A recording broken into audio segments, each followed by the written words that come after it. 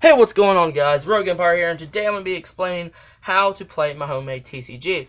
Now, there's a lot of rules and complications to this game, but I'm going to go ahead and layer it down as simple as I can to make you, as a viewer and as a player, to understand it. Now, remember, set 1 booster packs, I still have a bunch of them, so if you are interested in playing my game, hit me down with your email, and I will email you information on how to win that or how to receive that, or if you want to buy them. So just if you want them, just feel free to leave a comment or somehow hit me up in my discussion page on my channel, the Rogue Empire. So let's go ahead and get right into this tutorial on how to play my game. Now, as you all know, you've seen, or hopefully if you stay with my channel, you've seen me and my sister battle.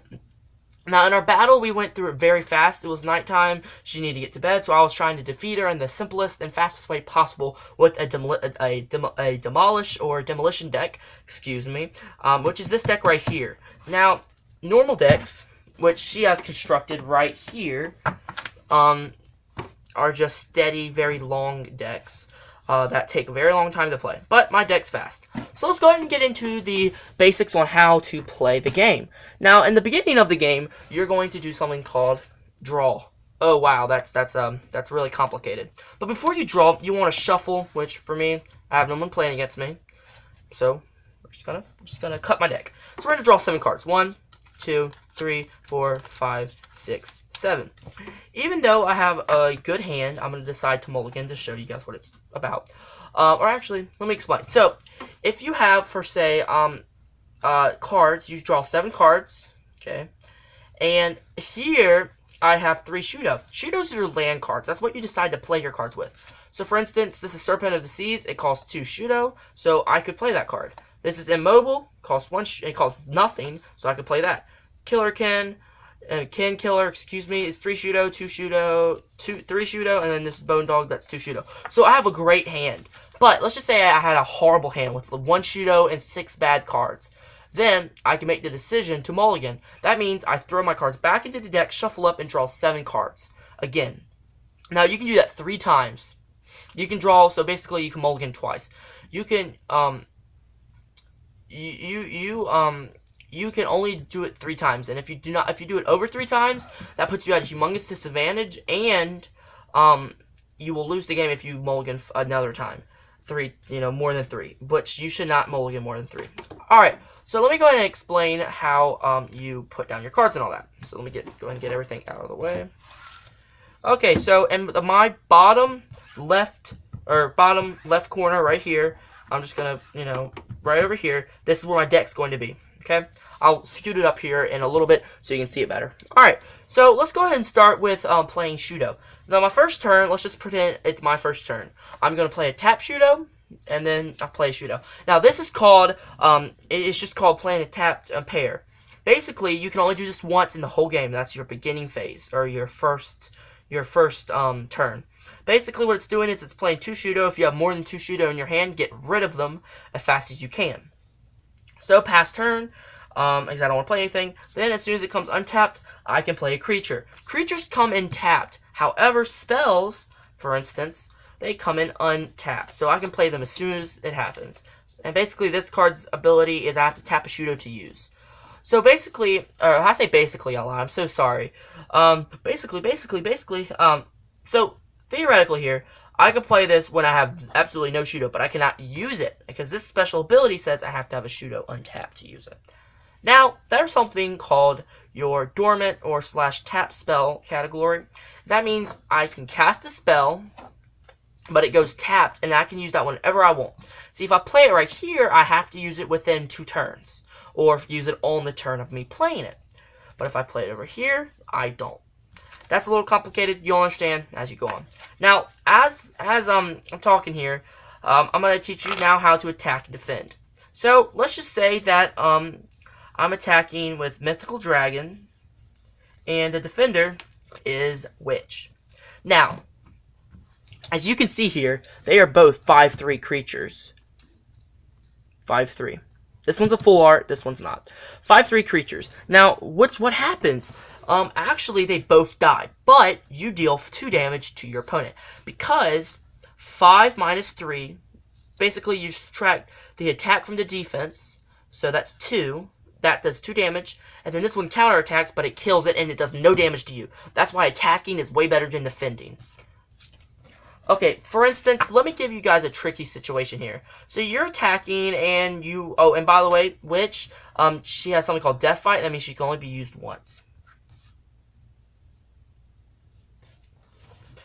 Let me go ahead and explain something to you. Or not explain, but let me just go ahead and show something. A situation you hope never to come across. Let's just say you and your opponent have the exact same card out on the battlefield. Because let's just say we both have sideways line out. I have both sideways line, so that will never happen. But let's just say we both have sideways line. I attack and he counterattacks. Or defends.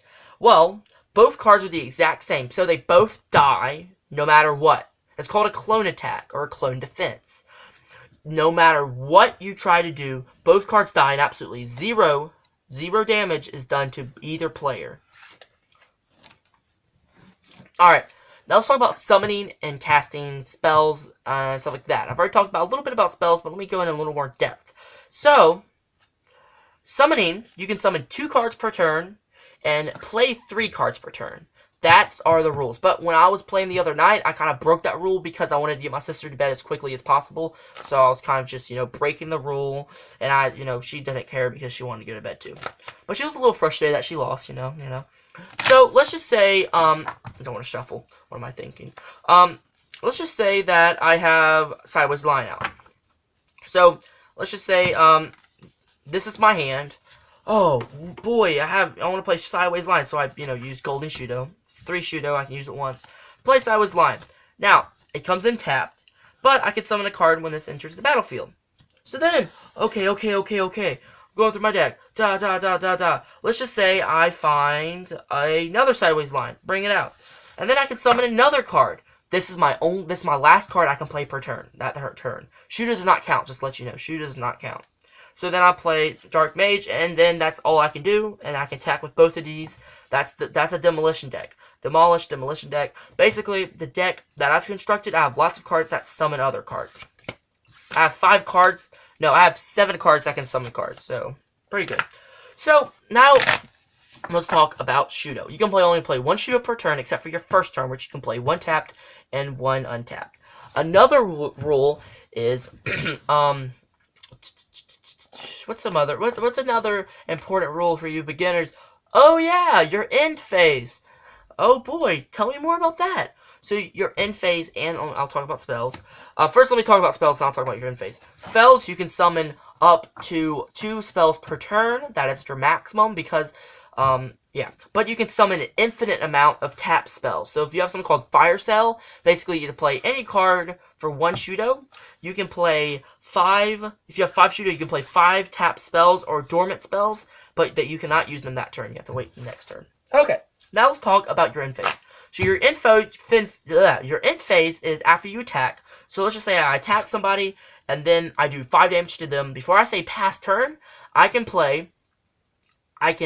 first of all, I can untap any, well, you can't untap the dormant spells, but you can use dormant spells in your end phase. That's after you attack and have done damage to a player. That's your end phase. You can untap / use your dormant spells. You can play dormant spells. You can play spells, but this is where it gets really cool. Really, really cool.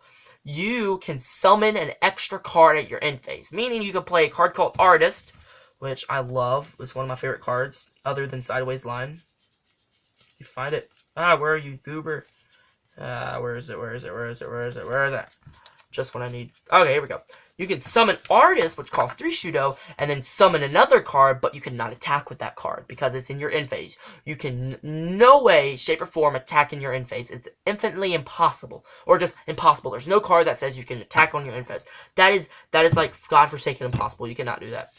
Alright, so I think I've covered everything that beginners need to know to play my game. Watch this video like 2 or 3 times if you want to get fully into the game.